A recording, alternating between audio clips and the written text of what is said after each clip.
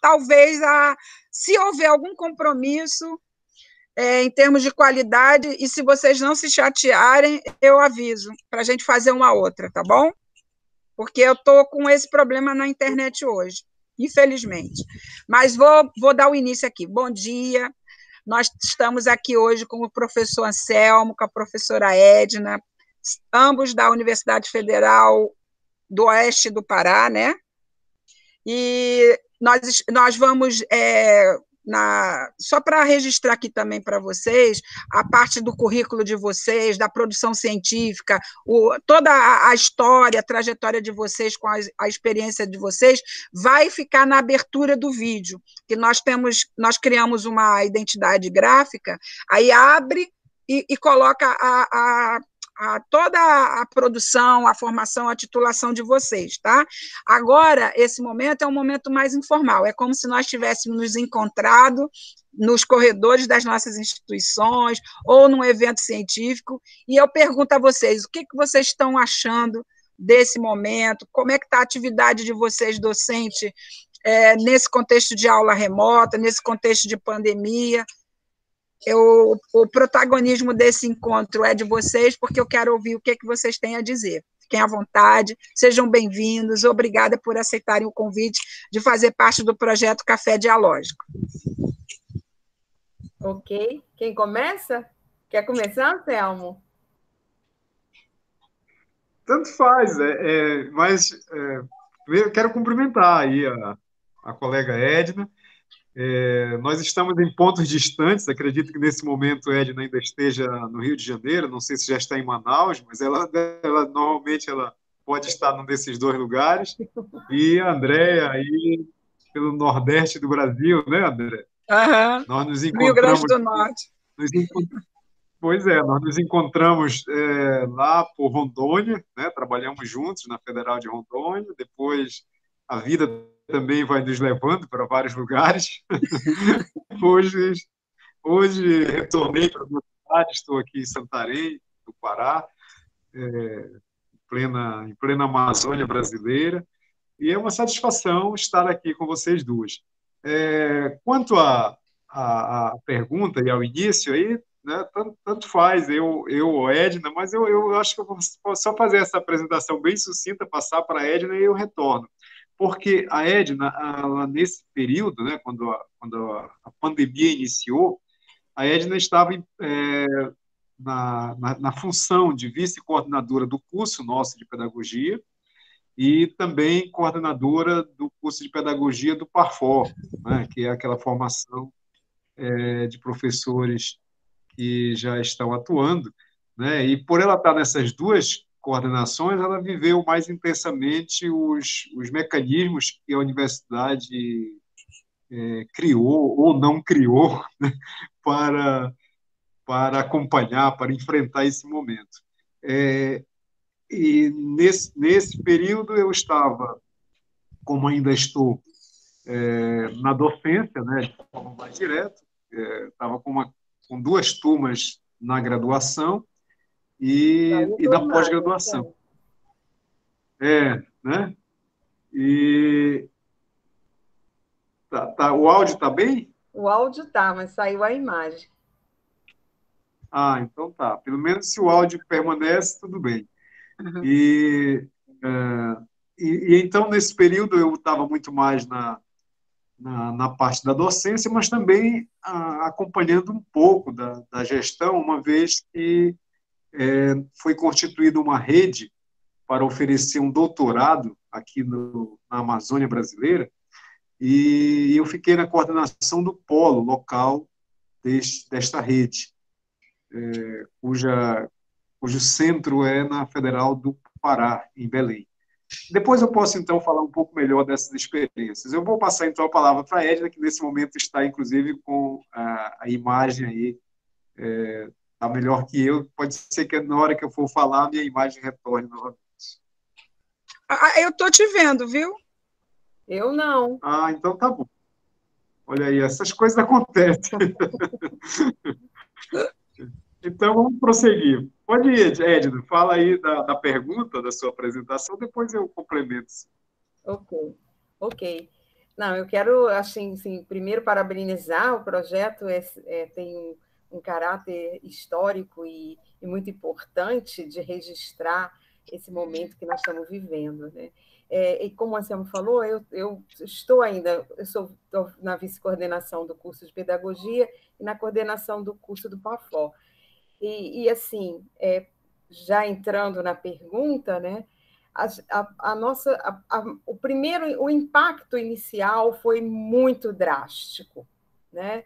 Eu considero assim que foi, para mim, né, na longa estrada que eu tenho já na docência, trabalhando na universidade, foi um momento único, né? Os alunos muito apreensivos, os professores, porque o primeiro momento houve logo uma destinação da universidade para que a gente continuasse, porque o semestre tinha acabado de começar, né? Nós estávamos com uma semana de aula. Então, uma semana, 2 semanas, correndo o calendário que é do semestre 2020.1, que era o nosso primeiro semestre do ano. E aí as turmas estavam trabalhando normalmente, e aí chegou o momento e a universidade indicou logo uma continuidade através do ensino remoto. Então, foi uma catástrofe, assim, sabe? As dificuldades dos estudantes inúmeras, né? Sem acesso à internet, sem condições de ficar, às vezes, no lugar, porque nós temos essa característica. Nós estamos situados em Santarém, mas a gente tem um polo de abrangência de outras cidades que são próximas, entre aspas, né? Porque na Amazônia nada é próximo, que às vezes o estudante tem que viajar 2, 3 dias de barco, mas esses estudantes eles ficaram sem condições de ficar na cidade diante do fechamento houve momento em que foram fechados os transportes entre as cidades, né? Então, eles ficaram apreensivos em terem que ficar em Santarém, não voltar para casa, tudo isso misturado a professores de características diferentes, alguns insistiam que o aluno tinha que abrir a internet no horário da aula, que era destinado a ele, e acompanhar aquilo, porque senão dava falta, sabe? Coisas assim indescritíveis, que talvez a gente tenha que realmente registrar. Outros que consideravam aquilo um absurdo, que se recusavam a trabalhar daquela maneira. Então, foram, assim, 2 semanas de muito tumulto, reuniões dos conselhos reunindo e colegiado reunindo para que a gente pudesse tomar uma posição que a universidade reconhecesse aquele momento como único e que suspendesse as atividades. E aí alguns eram contra, alguns cursos, alguns institutos, que a nossa universidade é dividida por institutos temáticos, alguns institutos defendiam que estava muito bom, que a gente tinha que terminar o semestre, fechar aquela disciplina, ou aquele componente, e tudo bem. Então, foram um início de semestre assim, único, muito tumultuado. Até que nós conseguimos, houve um levantamento entre os alunos formal, né, com uma pesquisa e entre os professores, e decidiu-se o nosso Conselho de Ensino e Pesquisa e Extensão decidiu suspender as atividades. Aí suspenderam as atividades e, a partir daí, a gente passou por um momento... Na graduação, ainda né? estão passando. Na graduação. Não acabou ainda, né? Um momento assim, meio de letargia. Sumiu todo mundo, sumiu os professores, sumiu os alunos, parecia que a gente tinha entrado de férias, assim, sabe? De recesso. Mas com muito esforço aí dos grupos de pesquisa, e nesse encaminhamento que foi tomado no primeiro momento, os cursos de pós-graduação não pararam, continuaram no ensino remoto, diante da característica das próprias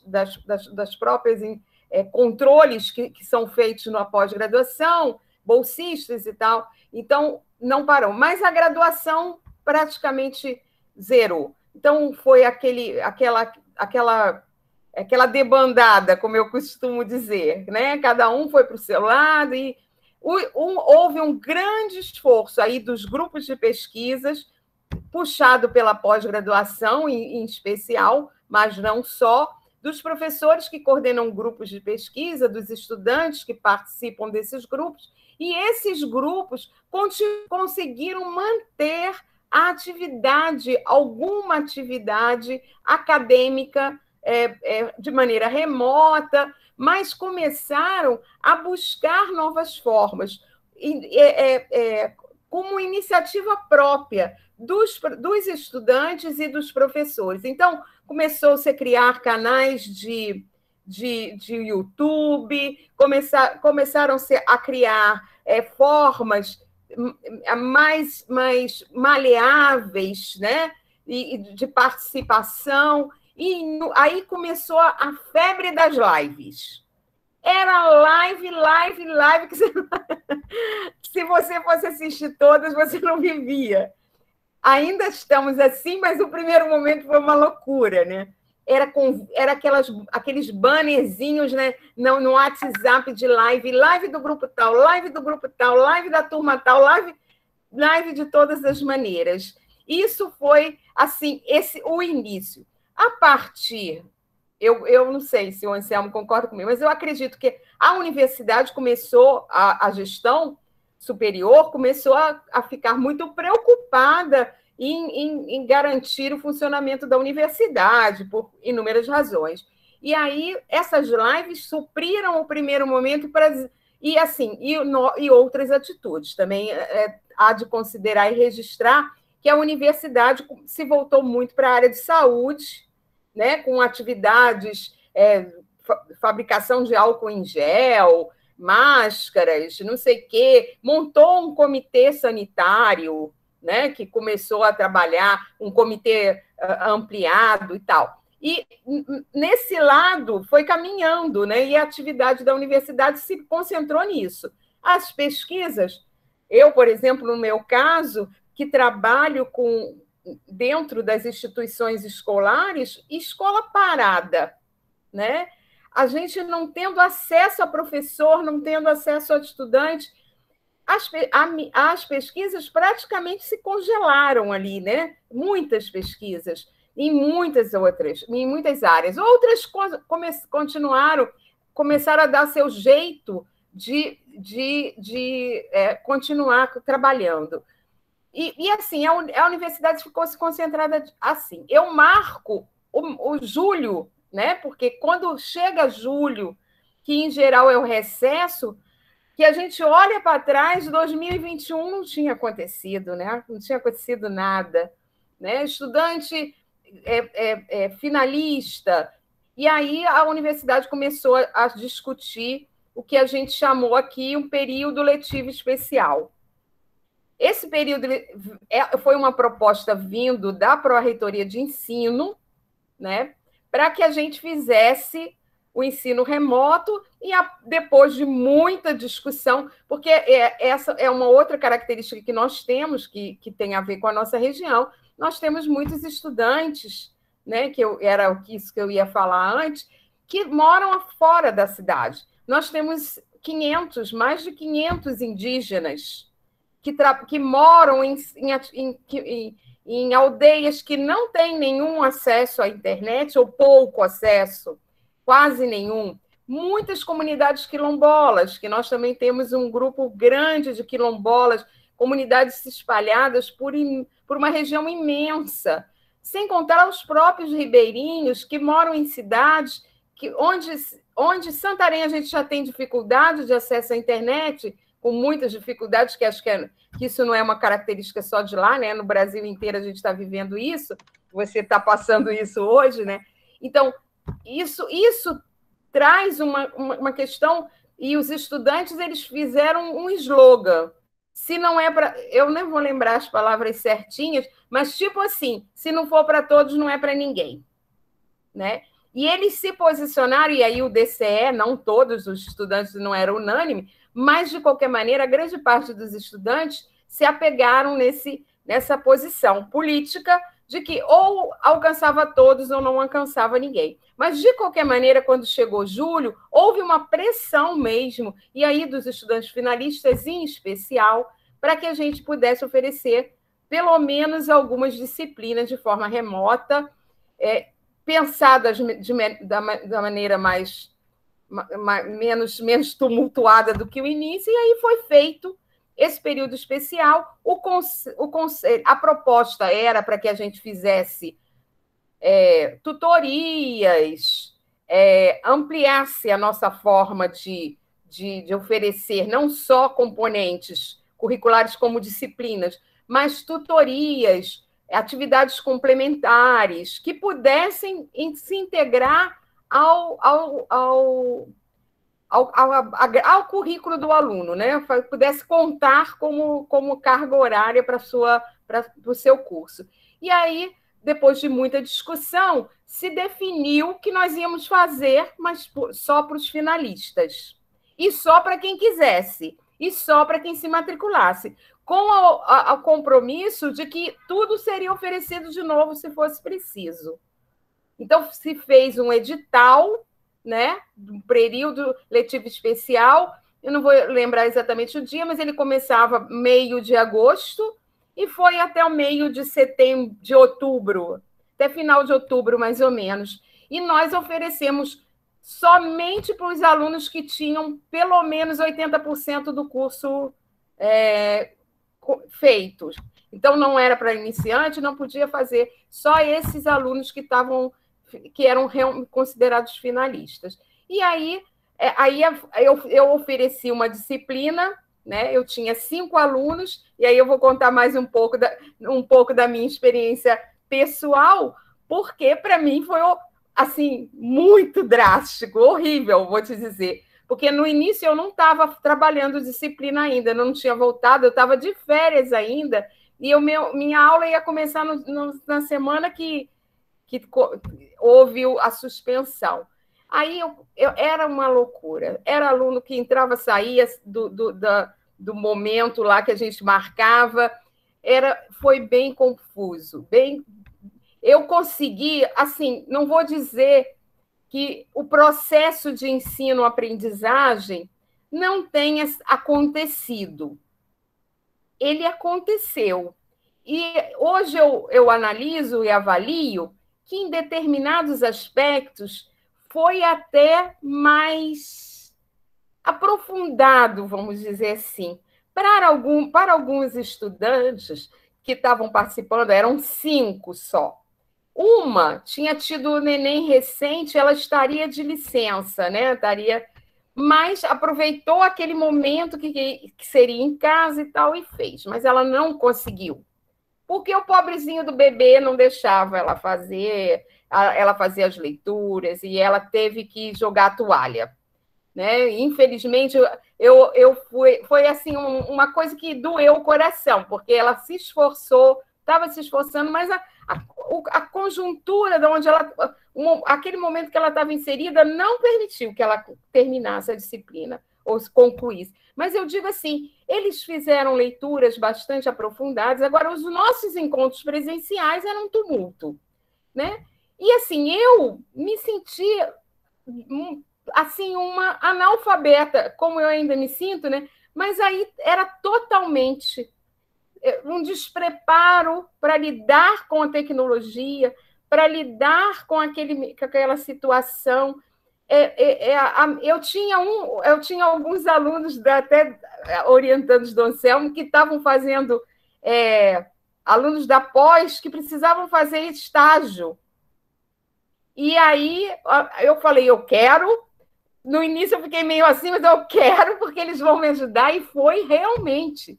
Eles salvaram a minha disciplina, porque era uma disciplina, eu trabalho com sociologia da educação, então era uma disciplina de Estado, que tinha aquela discussão política e tal, que, né, a gente discute aqui a relação sociedade-educação, então eles me trouxeram um climão muito bom para a minha disciplina. Então, teve aspectos positivos, mas eu me senti assim, aquilo não era nada do que eu estava acostumada, do que eu queria, do que eu pensava ser o ensino, né?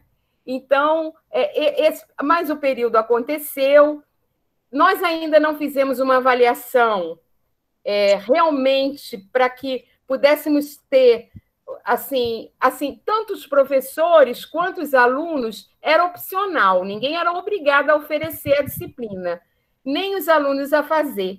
Então, alguns colegas politicamente se posicionaram e não ofereceram. Mas quem ofereceu, a gente ainda devemos fazer essa avaliação melhor. Contudo, aí eu quero falar, já vou terminar, né? Estou falando demais. Contudo, mais recentemente, aí depois desse período especial, agora em final de outubro, ainda estava o período, terminando o período e tudo, a universidade, e aí por uma cobrança também do movimento docente, dos próprios docentes, dos próprios estudantes, começou a se preparar melhor, né? E aí publicou uns cadernos de orientação sobre o ensino remoto. Eu já fiz 2 cursos oferecidos pela universidade, com colegas da universidade, sobre o ensino remoto, e, assim, vi que eu não sabia nada, que eu não tinha o entendimento de nada sobre o que realmente significa ensinar através dos meios tecnológicos. Né? Então, nós estamos, no momento que nós estamos, só para encerrar, nós estamos com o semestre 2020.1 aberto, em funcionamento, num momento de preparação, né? Devemos iniciar as nossas atividades de ensino em fevereiro, 1º de fevereiro. E esse tempo foi nos dado para que a gente pudesse nos capacitar. A universidade fez um convênio, uma parceria com a UFSCar. Nós estamos fazendo, está sendo oferecido alguns cursos pelos próprios colegas da universidade, que têm melhor preparo para esse trabalho, e o semestre, a aula, nós vamos começar um semestre já oferecendo para todas as turmas, a partir de 1º de fevereiro, ainda de forma remota, sem nenhuma atividade presencial. Acho que é isso, até que falei demais, né? Me desculpe, Andréia. Obrigada, Edna. Não, tá ótimo. Só avisar aqui um probleminha que eu estou enfrentando aqui. Meu computador, ele está viciado, e o lugar que eu consegui internet não tem eletricidade perto, tá? Então, também aí tem esse outro problema para registrar. Então, Anselmo, eu passo a palavra aí a você. O que você me diz desse contexto, como é que você está vivenciando isso tudo? Esses problemas que hoje acontecem conosco, né? Tem que vir para um ponto que tem o sinal, senão não acontece. Eu tô achando bacana que isso esteja, porque vai ficar nesse registro. E aí não é apenas uma questão que estávamos falando, é uma questão que vai se apresentar, né? E esses probleminhas que você está narrando, eles são pequenos diante dos que acontecem concretamente no dia a dia desse tipo de atividade. Eu achei muito bacana a fala da Edna, por isso que eu pedi que ela até me antecedesse, né? Ela foi perfeita aí na recuperação da memória, né? Fez com muita propriedade, né? Mostrando aspectos importantíssimos desse momento, né? Mostrando situações institucionais e pessoais. O meu depoimento é menor nesse sentido, porque eu estava com uma turma na graduação e havia dado, acho que 2 ou 3 semanas de aula, e quando a universidade prosseguiu, teve um feriado ali naquele meio, de maneira que eu não peguei essa fase mais tumultuada que ela narrou em que a universidade tentou dar continuidade na graduação e começou a dar muitos problemas. Quando a minha aula ia retomar, a universidade já estava em pé de guerra para que suspendesse as atividades na graduação, que não havia condições de atender por, por um número expressivo de alunos. E, portanto, aí as minhas atividades na graduação não reiniciaram. Eu não vivi, a Edna viveu pouco mais intensamente essa situação que ela descreveu na graduação. Como eu estava já com turmas no mestrado e depois no doutorado, então a minha experiência é mais pela pós-graduação. E que, de certa forma, um pouco mais branda, né, em função da quantidade de alunos que é menor, em função do perfil dos alunos, né, que na pós-graduação a maioria deles já são profissionais que dispõem de uma certa estrutura para acompanhar as aulas, mesmo que ainda de forma muito precária para uma parte, né? Mas uma outra parte dos alunos já tem condições, mesmo aqueles que em condições precárias podem, de certa forma, pelo menos acompanhar. Mas aí a gente se depara com as situações que estão fora do nosso controle, né? Porque mesmo havendo boa vontade, né, de nós, professores e dos estudantes, isso não é suficiente, porque a gente depende de todo o aparato das condições objetivas. A energia, né, é um ambiente apropriado, né, porque por mais que você tenha a rede de internet na sua casa, às vezes ela é muito fraca, né, tem locais que pega melhor, tem locais que não dá certo, né, e às vezes o lugar que pega melhor não é o lugar apropriado para se manter a atividade de aula, né. Então, essas são as dificuldades. Agora, com relação à atividade pedagógica em si, no meu caso, eu vou inserir isso no depoimento, houve uma certa facilidade pelo fato de que naqueles tempos, André, em que a gente trabalhou, nos conhecemos lá por Rondônia, né, e eu fui para Rondônia no momento em que minha esposa tinha terminado o doutorado e ela aqui em Santarém estava trabalhando numa instituição privada, depois fez o concurso para a instituição pública, que foi a Federal de Rondônia, lá em Guajará-Mirim. Eu também terminei prestando aquele concurso e ingressei por lá. Só que após a aprovação, eu consegui uma pergunta, acho que na época era essa a expressão, né, com uma colega de lá, de Porto Velho, que queria retornar para Belém do Pará, e aí houve uma troca dos nossos códigos de vagas. E chegando em Guajará-Mirim, aquela cidade que fica já na fronteira com a Bolívia, né, no estado de Rondônia, chegando lá, nós nos deparamos com uma situação em que praticamente eu e a Lília éramos os únicos professores do curso, porque um terceiro professor estava afastado, fazendo doutorado, e os demais professores eram uma categoria que até então eu desconhecia, que era um chamado professor colaborador. Eram professores da rede do Estado e que ficavam à disposição da universidade para ministrar aulas. Mas era um grupo muito pequeno e nós tínhamos que ministrar quase todas as disciplinas do curso. E nesse contexto, eu ministrei uma disciplina chamada Tecnologias Educacionais, né? E ali, então, tive que me virar numa cidade onde praticamente não tinha nada desses recursos,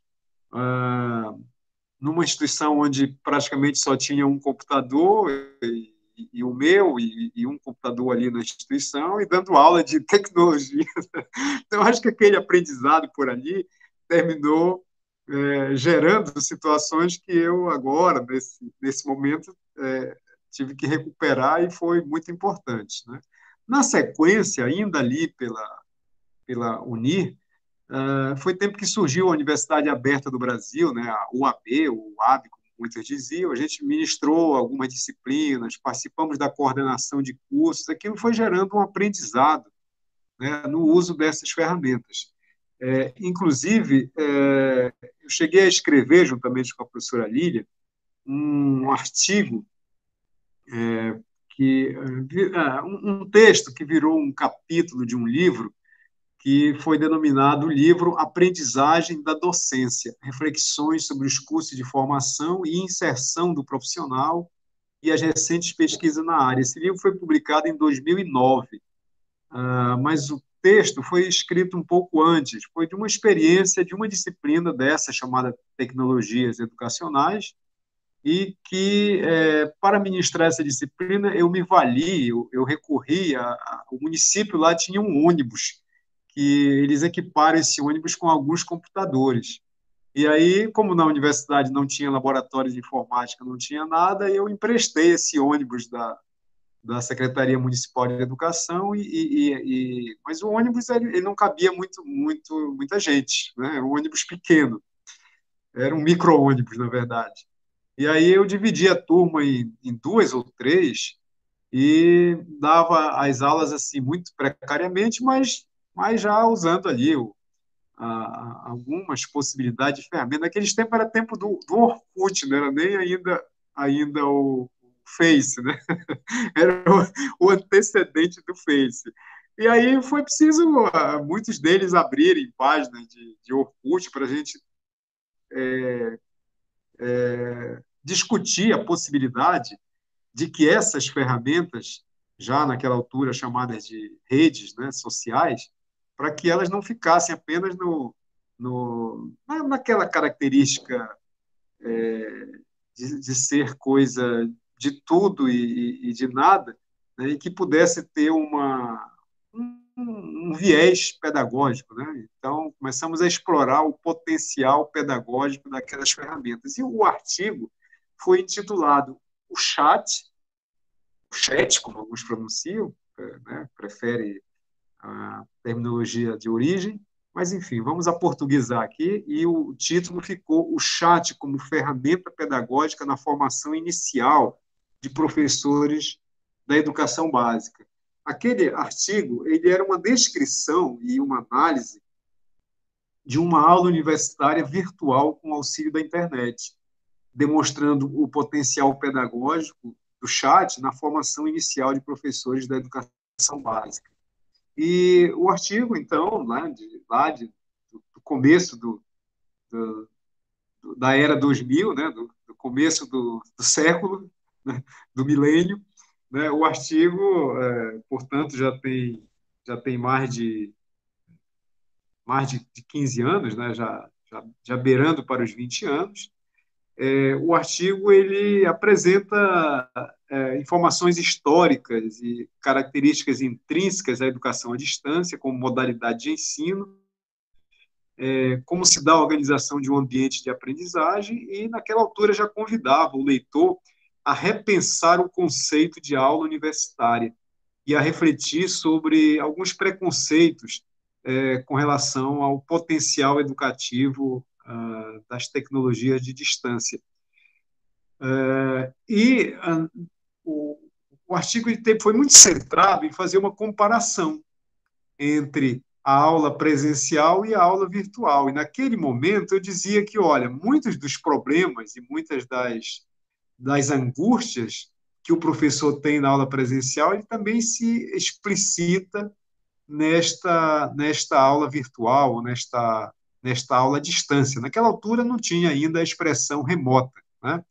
Esse conceito de aula remota surgiu agora, nesse contexto, exatamente para diferenciar um traço muito importante com relação à educação à distância, porque a educação à distância, com todos os seus percalços, mas ela foi se aprimorando, né? Ela foi se apresentando, eu diria que gradativamente, e em função disso, a gente foi refletindo, a gente foi trazendo à tona os problemas da educação à distância, E os colegas que se dedicaram, que se dedicavam à educação à distância, foram buscando aprimorar, foram buscando corrigir.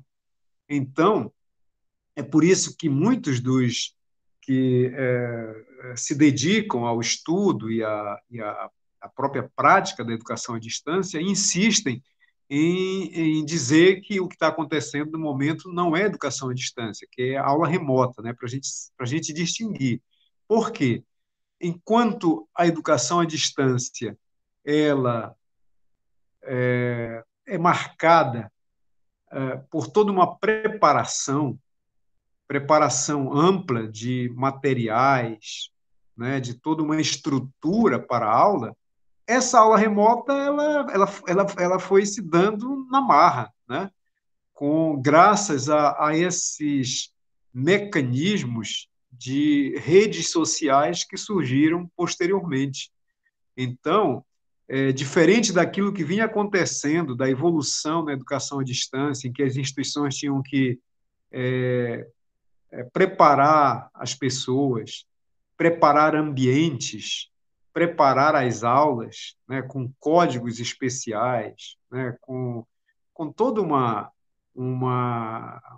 variação, né, com todo um estudo, né, de como fazer o ensino gerar efetiva aprendizagem, enquanto que a educação à distância vinha se organizando e vinha se aprimorando nessa direção, esse momento agora, como a professora Edna já destacou, foi um momento de supetão, né? As pessoas foram tomadas aí, levadas na marra a fazer alguma coisa. Tanto aqueles que sempre tiveram um pé atrás com relação à distância, quanto até aqueles que já estavam um pouco melhor preparados tiveram que fazer sem o uso dos instrumentos adequados, né?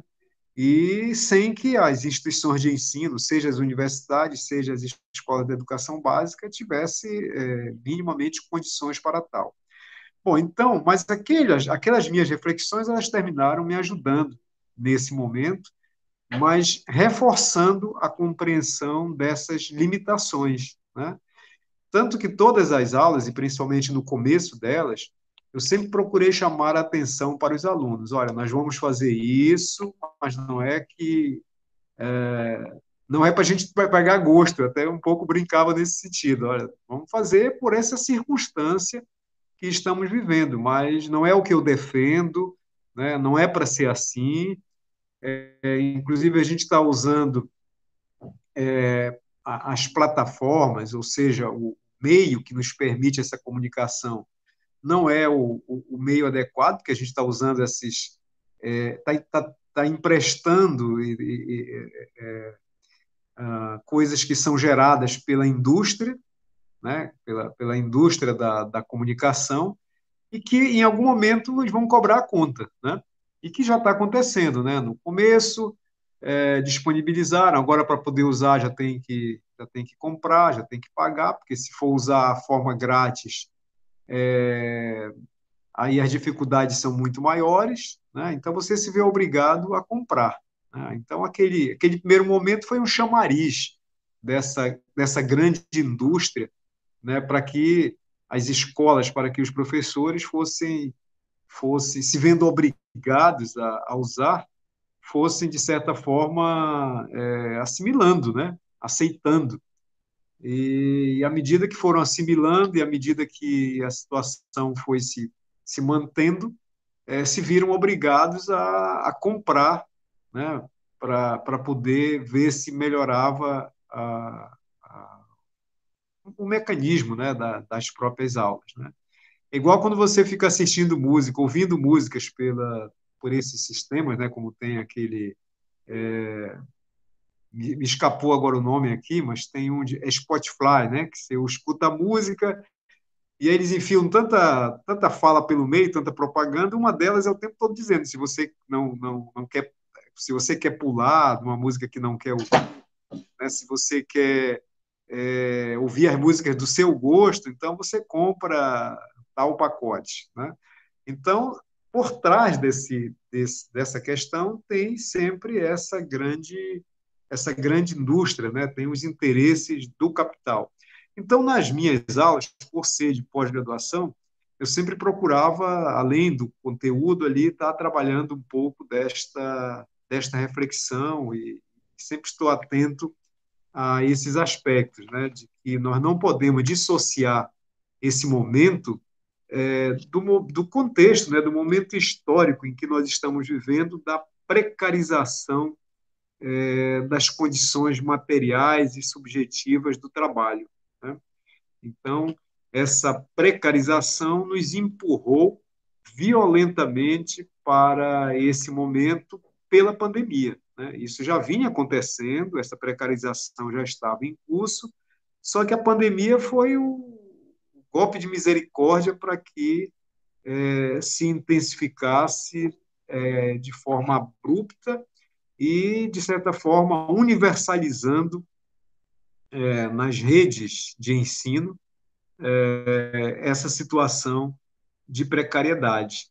E, junto a isso, né, todo um contexto, que acredito que depois é uma outra pergunta que seja formulada, né, mas vou só dar um assaneamento aqui nessa direção, junto a isso, todo esse contexto político, malfadado que nós vemos enfrentando no Brasil e em muitas regiões do mundo, né, com a chegada ao poder de figuras ultraconservadoras, né, de um grande retrocesso em uma caminhada que a humanidade vinha construindo na direção do respeito às mais variadas diversidades, né, na melhoria dos processos de democratização política, né, na busca por direitos através dos movimentos sindicais.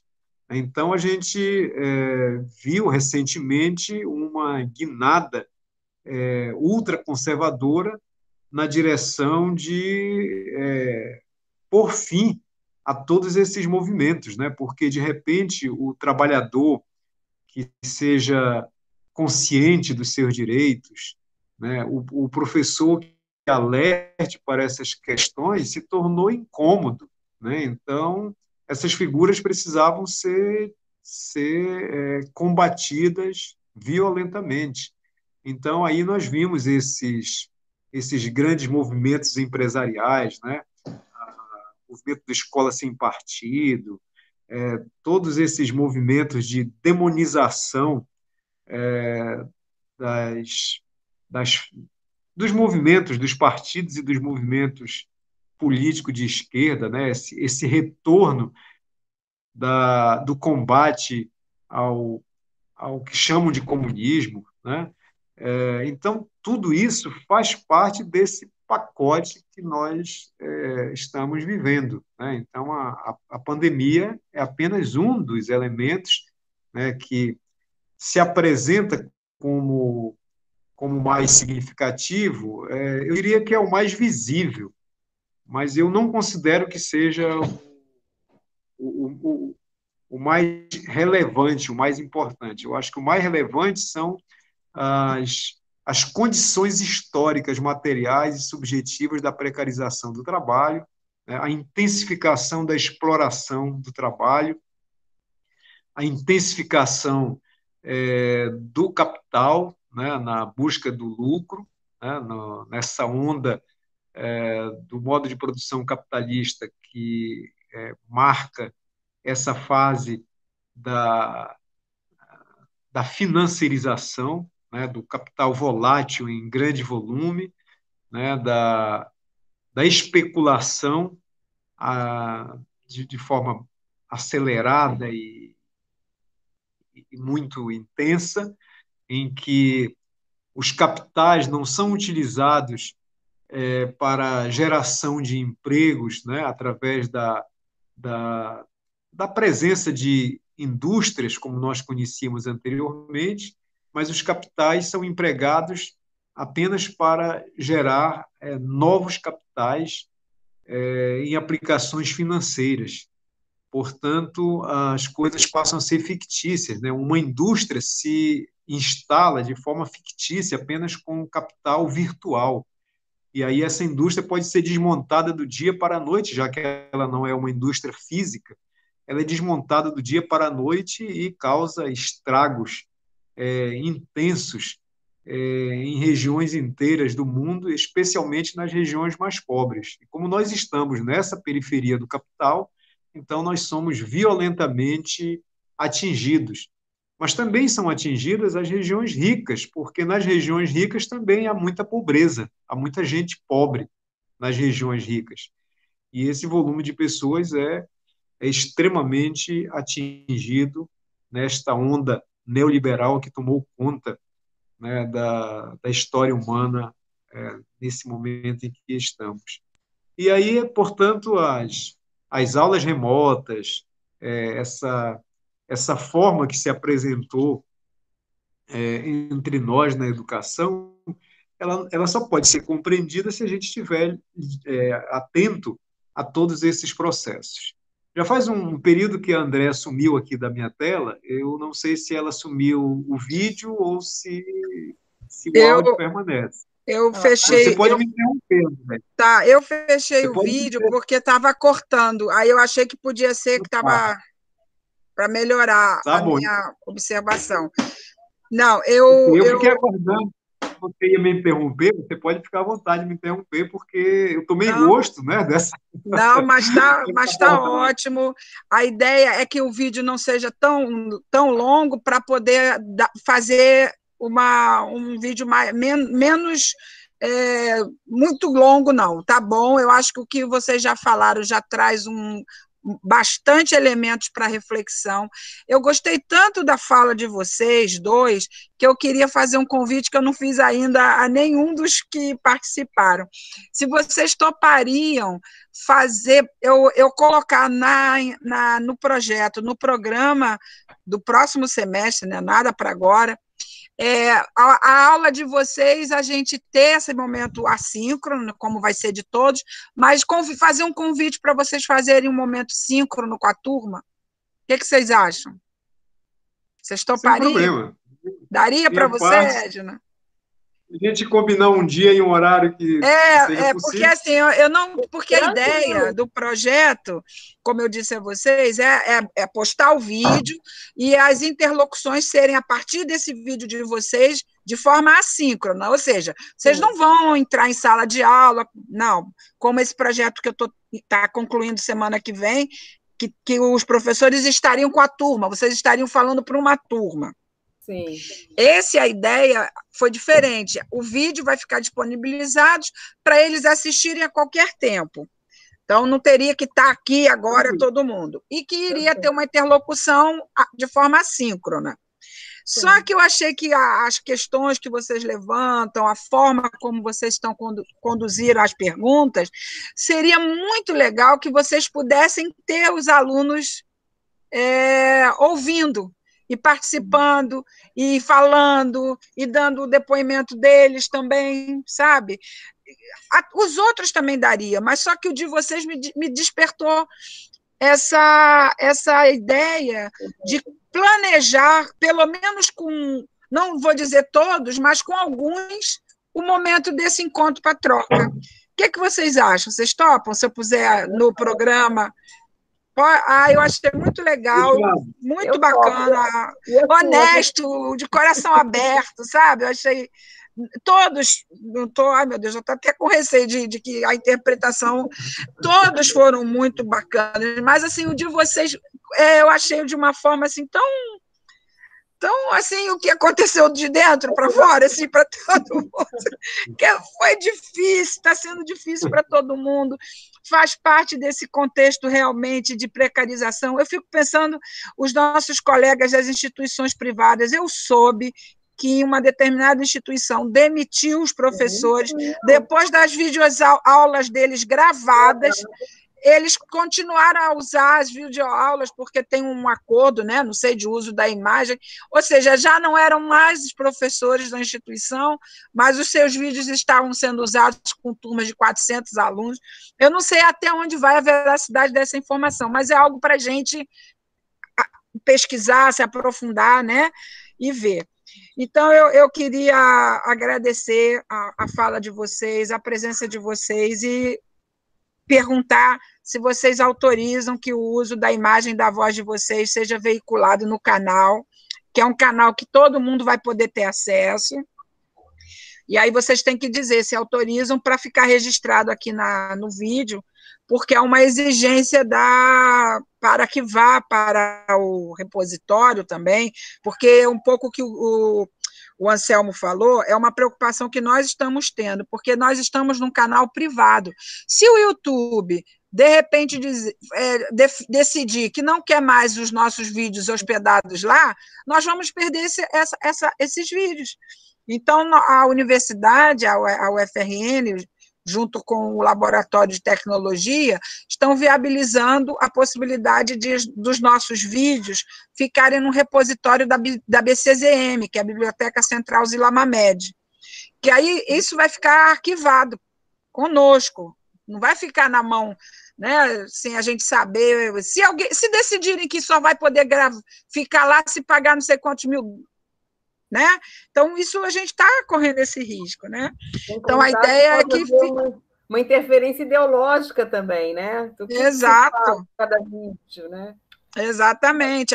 E que nós fazemos críticas a esse contexto de desdemocratização, que nós somos críticos a esse avanço do retrocesso, esses discursos do negacionismo, a gente faz essa crítica. Então, até que ponto a gente um dia possa ser, sei lá, vir a ser censurado por conta dessas observações e os nossos vídeos não poderem estarem lá, né, para que todos possam ver, mas pelo menos reservados dentro da universidade, né? Então, eu queria, se quiserem fazer mais algum comentário, fazer um fechamento, eu só tenho muito a agradecer e me surgiu essa possibilidade e fico feliz que vocês topem fazer parte, viu? Olha, deixa eu finalizar aqui. Então, eu acho que assim, a providência que a universidade está tomando é importante, acho até que a gente tem que alertar para isso. Nós participamos, eu e o Anselmo fazemos parte do STED-BR da UFOPA, que tem feito atividades importantíssimas pelo YouTube e pelo Instagram e YouTube, e eu acho que a gente tem que pensar nisso, né? Talvez pensar que esses vídeos pudessem ficar em outros espaços. Então, comigo você pode ficar à vontade, pode contar e dispor quando sempre que quiser, e eu vou, porque eu vou trabalhar uma disciplina que é a Introdução à Educação e à Pedagogia, na turma, como é que chama? A turma que está iniciando, né? E a gente pode fazer uma parceria, né? Você usa aí com seus alunos, eu uso aqui com os meus, eu acho que seria uma atividade bem interessante, não sei, vamos pensar. Mas eu estou à disposição, tá, Andréia? Tá legal. E até, assim, de repente, se a gente puder articular alguma coisa, eu estava aqui pensando, estou pensando junto com vocês, viu? E com quem for assistir. A gente estabelecer mesmo uma institucionalização, uma parceria mesmo oficialmente. Né? Vamos fazer uma parceria dessa questão de registrar a memória desse tempo histórico, em parceria, o FRN, o FOPA, via Laboratório de Política, com um programa de pós-graduação em educação daqui, com programa de pós-graduação de vocês, e a gente articular um registro dessa memória, desse momento que a gente está vivendo, né? Que é um momento muito particular, muito especial, que a gente não pode deixar de registrar para que outras pessoas daqui a 30, 40 anos, como é que eles resolveram aquela crise, porque não sei o que vocês pensam sobre isso, mas na minha perspectiva, nós termos tomado para além das críticas que nós fazemos ao modelo, mas nós termos ocupado as redes, foi, na minha perspectiva, não sei se eu estou sendo utópica, mas eu acho que foi uma forma de resistência extremamente importante, porque as redes estavam tomadas por fake news, por terraplanistas, por gente falando em coisas absurdas, e, de uma certa forma, essa profusão de lives, né, como você mesma falou, Edna, essa questão foi muito importante. A gente não ter deixado esse grupo que faz crítica, que eu acho correta, né? Não tô, acho que tem que temos que fazer a crítica, mas temos que fazer a crítica ocupando o espaço da crítica, para fazer a crítica. E não dizendo, não vou fazer porque o acesso não é para todos. Eu acho que a gente tem que fazer com que todos tenham acesso e usar o espaço para fazer a crítica. E, na minha perspectiva, eu posso estar sendo idealista, utópica, seja lá o que for, mas eu acho que nós termos usado esse espaço, como a professora Marília Morosini, numa das lives, num dos bate-papos, ela disse, até aquela coisa do campo mesmo, de Bourdieu, a gente usou esse campo e não deixamos que fosse invadido só pelo grupo terraplanista, do que fala de tudo e não diz nada, como o Anselmo falou, entendeu? Então, muito obrigada. Anselmo, faz aí as suas considerações finais, eu agradeço, tá, gente? Eu só quero agradecer, viu, gente? Obrigada. Ok, André, então... Sobre a questão da gravação, a permissão está dada, e é importante. Essas reflexões que você apresenta, eu também corroboro. Eu entendo que as nossas leituras, no âmbito do materialismo histórico dialético, né, dessa compreensão teórico-metodológica com a qual trabalhamos, elas nos indicam que a gente precisa olhar para tudo considerando a totalidade. E, ao olharmos a totalidade, nós sabemos que as coisas não são, em si, boas ou ruins, de forma isolada, né? Que a contradição mostra que, em uma coisa que se apresenta boa, ali também tem situações do seu contrário, né? Tem situações ruins. E nas coisas que se apresentam ruins, também podem ter situações que atendem para o seu oposto. Então, trazendo para esse momento, né, e a questão das redes sociais, a questão desse momento em que nós estamos vivendo, também ele nos dá oportunidade da reação, né? E nós precisamos reagir.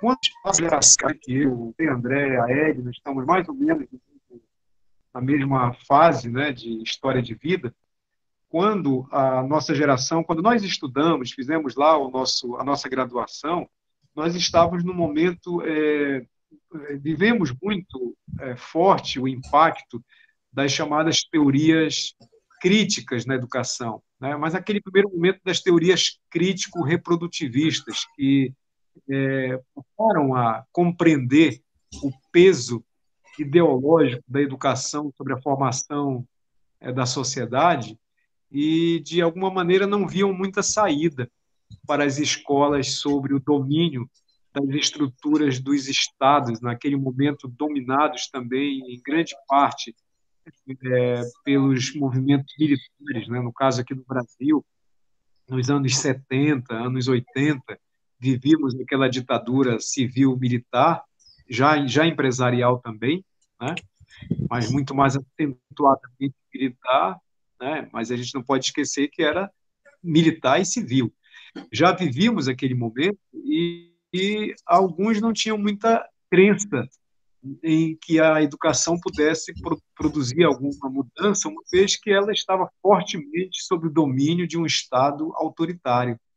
Mas aí, na sequência, foi nascendo e se fortalecendo a compreensão da escola e da educação fazer parte de uma engrenagem também crítica e que podia trabalhar por uma contra-hegemonia.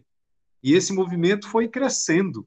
Cresceu tanto que agora, nos anos recentes, ele foi objeto de extremo combate, né? A formação desses grupos, como o Todos pela Educação, essas frentes, né, que envolvem movimentos de partidos políticos, de pastores, né, de igrejas, eu não vou aqui generalizar, mas muitos desses pastores estão metidos até a alma, né, vamos usar a própria expressão que eles utilizam, né, não estão de corpo e alma, envolvidos, às vezes até com milícias, né, e com o pior da política, dessa política mais avassaladora sobre os direitos humanos, mas usam dessas estruturas que eles comandam para amortizar as pessoas, para espalhar nelas o terror com relação àqueles que lutam por direitos, né? Endemonizando essas pessoas. E aí criam esses rebanhos imensos de pessoas sob o seu controle para votar naqueles candidatos que eles indicam. Então, essa promiscuidade aí que tomou conta desse contexto em que nós estamos vivendo, né, dessas frentes ultraconservadoras que reúnem militares, grupos empresariais, religiosos, articulados em torno desse cimento ideológico antimarxista, anticomunistas, né, tem o propósito de submeter a escola e a formação que a escola produz aos rígidos controles da adaptação psicofísica do trabalhador, né, a esse mundo do trabalho intensamente precarizado. Né, querem nos empurrar nessa direção. E exatamente por isso que eu dizia há pouco que o professor sindicalizado, o professor mais atento a essas questões, o professor que tem as leituras e uma vivência crítica, ele incomoda profundamente. E aí esses movimentos, eles buscam, né, através de suas fundações, né, Ayrton Senna, Globo, Bradesco, Itaú, né, esses grandes monopólios empresariais, buscam, de todas as formas, retirar da escola e do professor o protagonismo, né, para que a escola deixe de ser o locus de produção do conhecimento, né, e aí essa produção do conhecimento se dá em outros espaços, em outros ambientes, né? Uma produção que vem de fora para dentro. É por isso que nós temos que reagir. E na hora que nós vamos para dentro, vamos usando, mesmo que precariamente, nós vamos utilizando esses mecanismos, é a nossa maneira também de estar dizendo que, olha, não é assim, a gente não pode acreditar que o mundo, que a que a história chegou ao fim, né? Que a história terminou, que essa fase da humanidade em que o modo de produção capitalista evoluiu, que ela signifique o melhor, porque a gente está vendo aí concretamente que isso não é verdade, né? Que ao mesmo tempo em que houve um avanço extraordinário da capacidade produtiva, ao mesmo tempo em que nunca houve um desenvolvimento produtivo tão grande quanto no nosso tempo, ao mesmo tempo, paralelamente, nunca se viu tanta miséria, né? Massas intensas de pessoas expostas à miséria. Então, economias de países inteiros estão nas mãos de uma ou duas famílias, né? E dentro dos países, como é o caso do Brasil, pouco mais de 100 famílias controlam mais de 50% do nosso produto interno bruto, ou seja, toda a riqueza do Brasil está, metade dela, nas mãos de 100 famílias, enquanto que os outros mais de 200 milhões de habitantes, né, disputam as migalhas. Então, essa é uma situação gravíssima que nós temos que levar em conta sempre, né? E o avanço avassalador desses mecanismos de precarização, eles têm que ser combatidos. E muitas vezes a gente tem que combater por dentro, né? Não dá para a gente combater por fora. Eu só posso combater a precariedade do que significa esse tipo de aula fazendo essas aulas, porque aí a contradição se estabelece, né? Porque com a aula acontecendo, aí as pessoas vão vendo concretamente, né? Olha, caiu caiu a conexão, olha, eu tô vendo, mas não estou ouvindo. conseguindo, E né? também a Estou pessoa ouvindo, mas não estou percebe. vendo. Aí a É, contradição se apresenta, né? Então, na hora que nós vamos para dentro, nós estamos fazendo um papel pedagógico de alta significância, né? Que é o papel pedagógico de mostrar a situação concreta. Então, eu quero insistir, para finalizar, dizendo que o que esses grandes grupos desejam é tirar da escola o locus da produção do conhecimento, é tirar do professor essa condição. E aí é nisso que tem que ser a nossa resistência, né? Porque exatamente.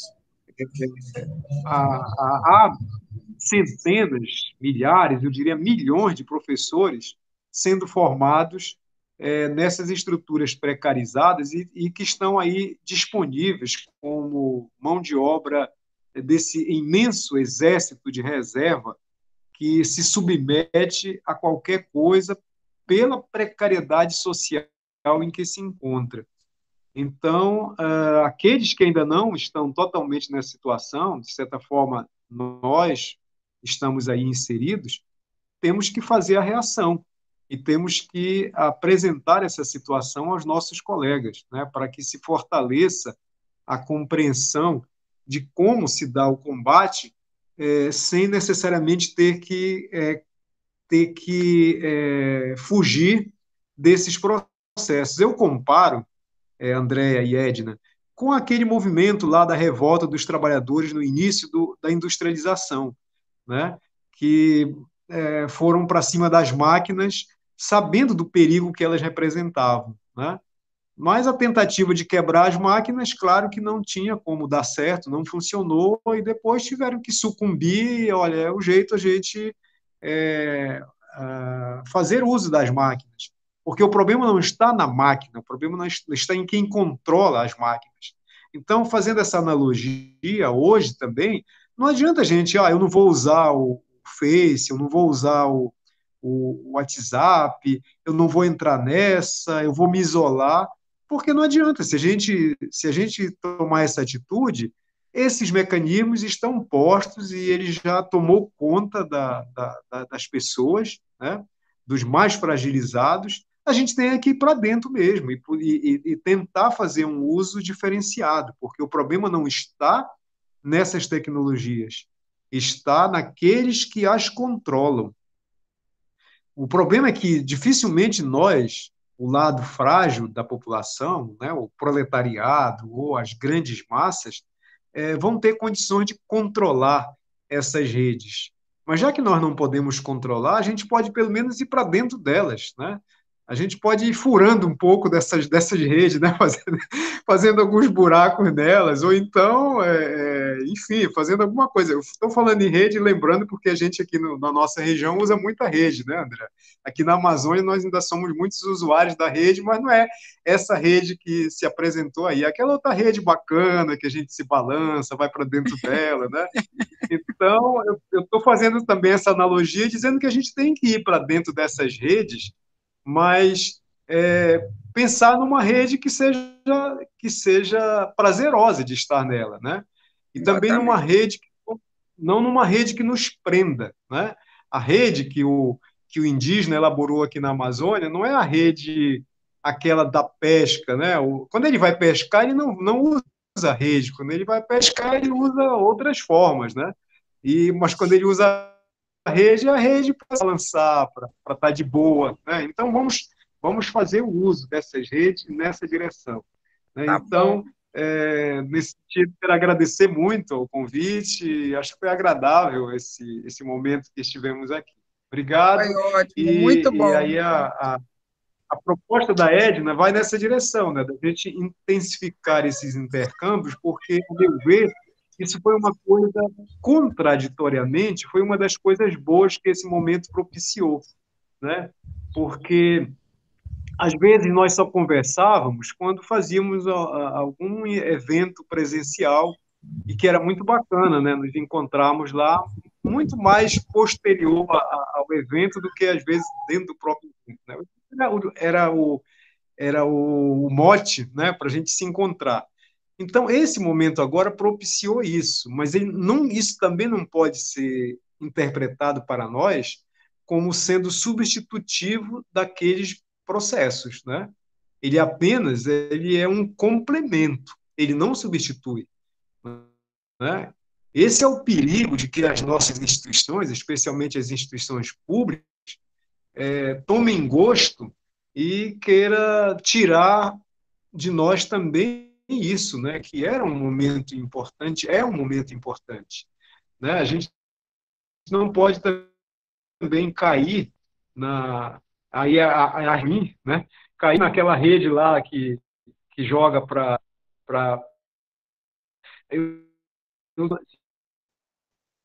Está cortando. Para mim está da rede cortando.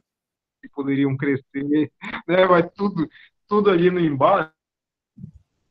Para mim está cortando. Pode cair nessa rede ruim e ficar pagando a despesa do trabalho. A nossa Anselmo está cortando. Nossa energia, com a nossa Anselmo está cortando. Está cortando. Poxa, então, infelizmente. Tá.